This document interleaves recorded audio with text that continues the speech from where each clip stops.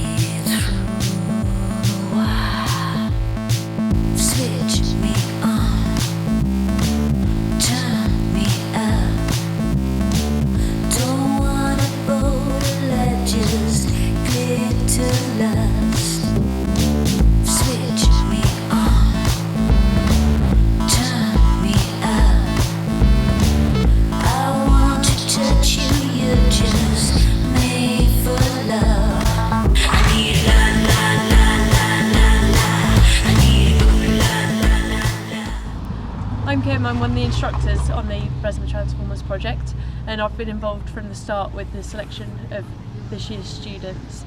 Initially we started off with a trip to Air Kicks Wind Tunnel in Basingstoke, where we took the guys into the airflow to see how they fly. Most able-bodied people have got a symmetrical flying position where it's easy for them to fly in the airflow. The restrictions that the amputees have is that their bodies are no longer symmetrical, and we have to find a flying position that's suitable for them. Switch me on, turn me up. I want to touch you, you just. Okay, Okay, so what Blesma is trying to achieve while we're out here, obviously we want to teach the guys how to skydive. A lot of these guys were very keen on getting into the sport. It was something they wanted to have a go at and something that they hadn't had the opportunity to do previously before they got injured, never mind afterwards. So what we're trying to do is take people's expectations and people's life goals outside the box a little bit. That's the first thing we're trying to do. Another thing is try to promote a better way of living within people generally. So once they go back outside the sport, people might go back to the UK and they might decide that they want to take up cycling, in which case that's something we now know and that's something we can facilitate and encourage. They might want just general tips on how they can promote their own well-being. That's something that's very big for us at the moment, and that's something that we'll try to inform them about while we're out here as well. So there's lots of little things that we can do for people that will allow them to carry on feeling the benefits of these trips when they return to the UK. I want to touch you, you're just made for love. I need la la la la la la. I need la la la la. I need la la la la la la. I need la la la la. I think it's awesome. The things that we're getting to do now with the skydiving and stuff like that is something that I probably wouldn't have done before I lost my leg. So.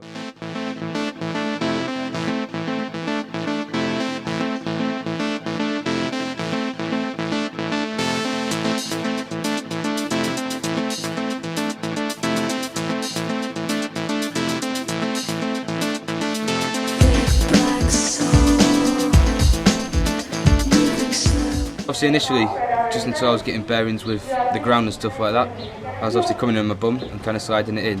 When I've started to get a better depth perception and knowing when to flare and stuff like that, I've started to try and stand a few landings. So obviously we really want guys to continue within the sport of skydiving if they've enjoyed it enough, and we'll do everything that we can to allow them to do that when they return to the UK in whatever sort of discipline they do. But there's lots of other stuff that Blesma organises as well. We're not just about the adrenaline rides for the younger guys. A whole raft of courses that go from winter sports, scuba diving, other exciting stuff like that, all the way down to some of the things that we organise for the older members. Still, because we've still got quite a few World War II veterans within the association, so we'll organise painting courses and fishing trips. We have a photography course. We've actually got 3 this year, which is proving extremely popular, and it's really growing people's skill set outside of what you might necessarily think they'd be able to achieve. Again, it all follows the same theme of trying to promote independent living, fulfilling lives within the members, and anything that grabs people's interest and encourages them to get out and do stuff is going to be hugely important for that.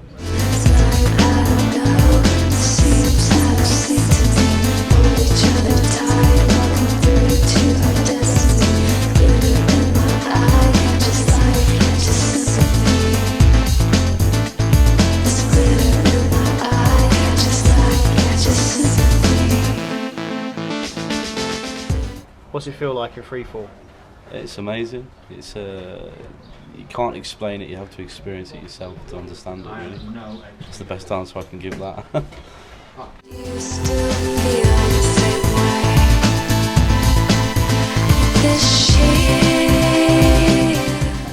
The wind changes the shape of that leg once you're in free fall. What sort of thing we've got to do to sort of make sure that sort of works properly?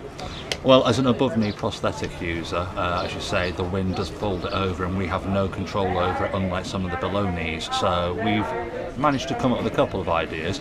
The Mark 1 was to lock it in place with a leg brace at 45 degrees, however that failed due to just too much force going through it. However, we went back to the old school Mark 2 foam block, and that just tapes to the back of the leg, holds it in place, so when the leg flexes into position, it's got a nice block and it stops it coming past to help us maintain stability in the skies.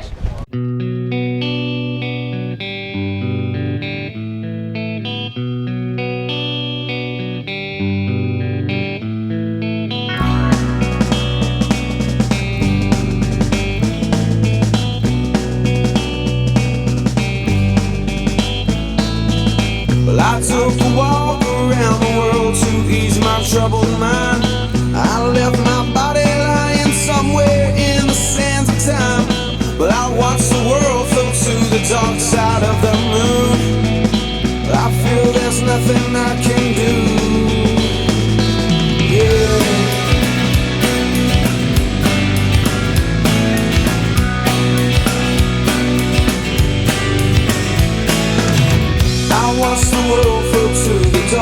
side of the moon. After all, I knew it had to be something to do. First time I was in free fall was the best feeling I think I've ever had. We jumped before with the instructors, but the first time I was on my own was pretty incredible. If I go crazy, then will you still call me Superman? If I'm alive and well, will you be there holding my hand? I'll keep you by my side with my superhuman, my kryptonite.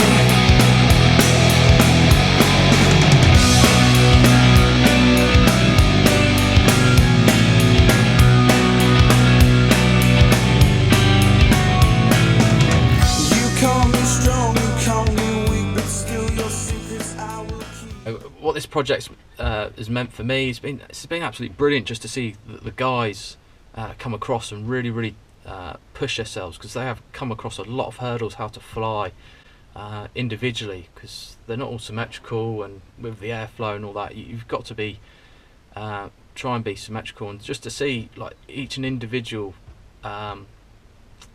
injuries different to treat, and to how to teach people how to skydive. So for an instructor, it's really pushed me through my boundaries. It's like I've really had to think outside the box and get around certain problems with the guys, and you know what I mean, like weighing down some of the legs to make them fly properly, and like basically putting them in a chock so they act like a normal leg. You know what I mean? But so it's really pushed me as an instructor and pushed the boundaries, and it's opened my knowledge up really well, and hopefully it's made me a better instructor through it.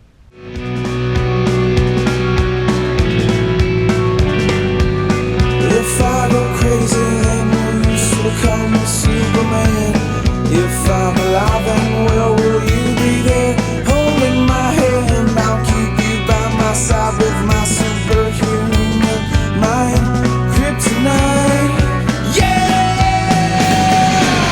If I go crazy, then will you still call me Superman? If I'm alive and well, will you be there holding my hand? I'll keep you by my side with my superhuman, my kryptonite. When you get home, are you going to carry on with your skydiving? Definitely, yeah, definitely. And if there was any sort of notion of trying to get into a team, do you think that like longer term you might want to do some of the team stuff? If I was to get to that level, it's something I'm definitely interested in, yeah.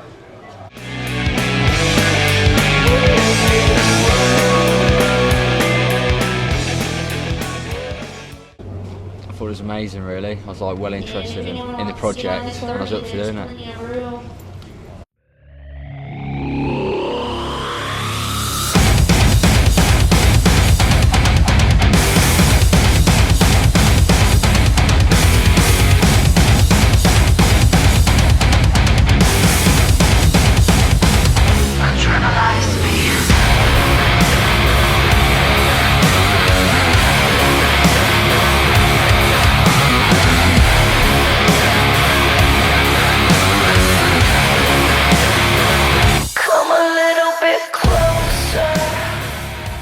You've been continuing to jump in the UK? Yeah, definitely. I'm exactly what I need. I'm here for one drug. I'm only here for one thing. So come on and tell me, can you fly like you're free? 'Cause I need to feel. Wholly intend to continue skydiving. It's just another thing that I've now found out and discovered that I can do.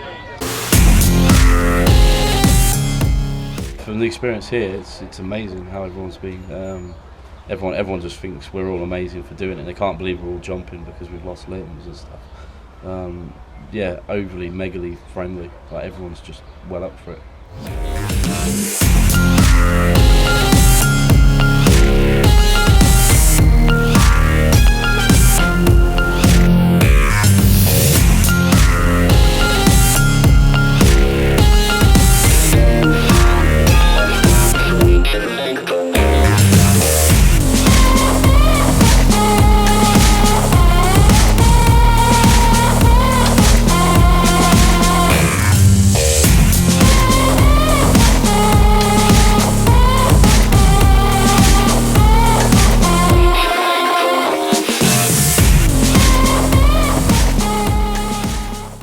Blesma Trans4mers being here, it's been really inspiring, not just for myself, but for everyone on the drop zone. It really shows everybody around here what is possible, and that just because something occurs in your life doesn't mean you can't keep on living life to its fullest. And it's amazing having them here, because they come with such positive energy here at Skydive Elsinore. And that, a lot of times we can get stuck in our own little issues in life, but when they come out here with such great attitudes, it's very inspiring. The clouds would catch the colors everywhere. That's neat, because I used to look at them all the time when I was little. You don't see that.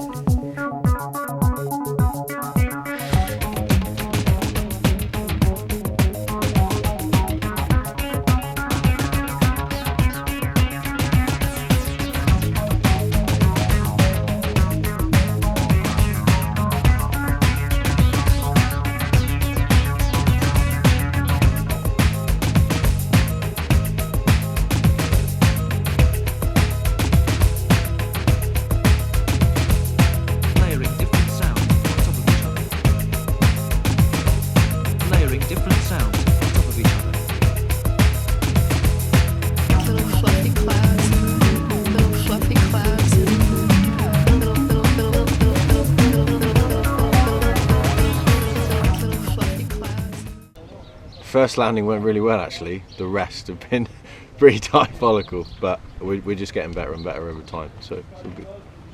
Trying to get the guys in to landing, it takes quite a bit of skill from them, because the guys that can't physically land on their feet, we have to teach them to slide in on their bum, which means that their landing flare has to be a little bit more precise than the average student. So to actually talk them in to getting their flare point to the exact position that allows them to touch down onto the ground with no movement. The sunsets were purple and red and yellow and on fire, and the clouds would catch the colors everywhere. That's neat, because I used to look at them all the time when I was little. You don't see that, the clouds, little fluffy clouds,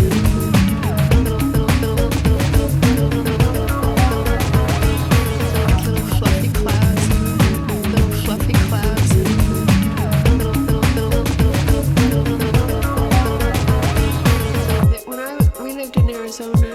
The skies always had little fluffy clouds in them, and they were long and clear, and there were lots of stars at night.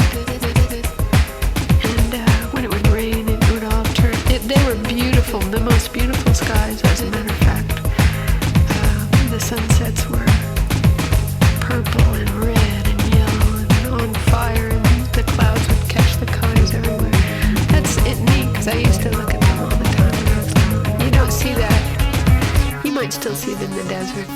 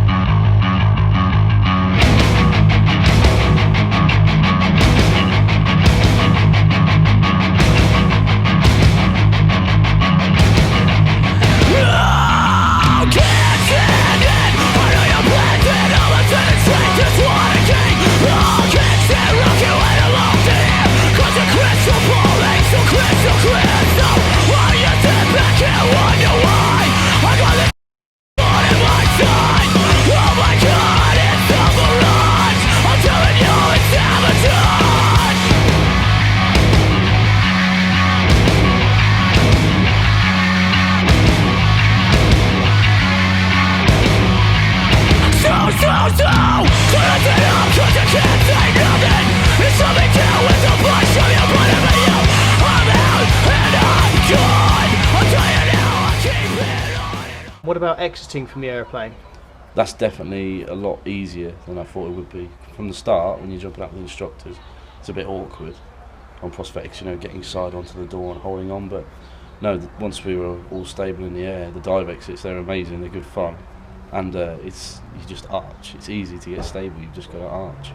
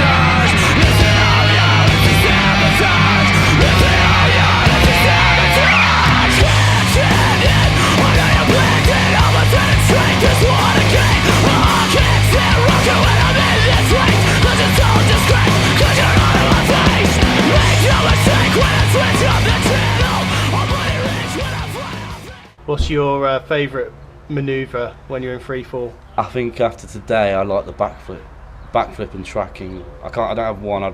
Loops and tracking are my favourite at the moment.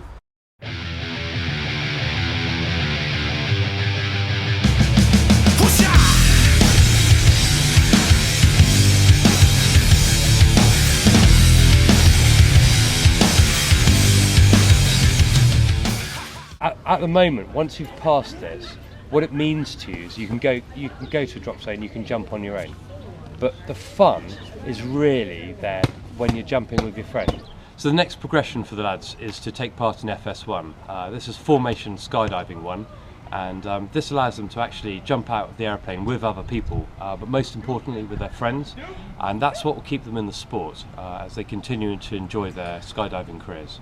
Got my mind, show me what you got. You didn't know that we was new on the scene. It's alright, it's alright. I know you know, I see you smiling at me. It's alright, it's alright. Here comes the ready or not. Here comes the boys from the south. Here comes the ready or not. How you like me now, I say. Here comes the... So one of the things that's really important about any of these trips or anything that we do is the social aspect of the trips.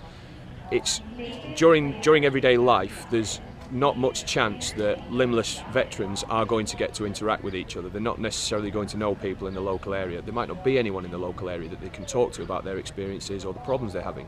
So when they come away on a trip like this, suddenly you're not on your own anymore. You're surrounded by 6, 8, maybe even anything up to 20 other people who are in the same boat as you, who've got similar experiences, who understand the way that you think to a certain degree. So that's really good, and you can see, especially for the guys that have been out of the service now, they're starting to get back a little bit of the teamwork, the camaraderie, the esprit de corps that they might not have felt since they left the military, and it makes a big difference because people can open up a little bit and talk about the problems, or they can just swap stories, talk about the issues that they're having with their prosthetics, etc. So it's an information exchange as well as being a support network, and it works really, really well. And yeah, you can see the difference in the guys, but from the end of the week as you can from the start. And this group especially, I think, has bonded incredibly well. You know, I think we've got some guys who are already talking about hooking up to play online games when they get back to the UK and adding each other on Facebook, etc. So it's done its job in that respect. Here comes the boys from the south. Here comes the ready or not. How you like me now?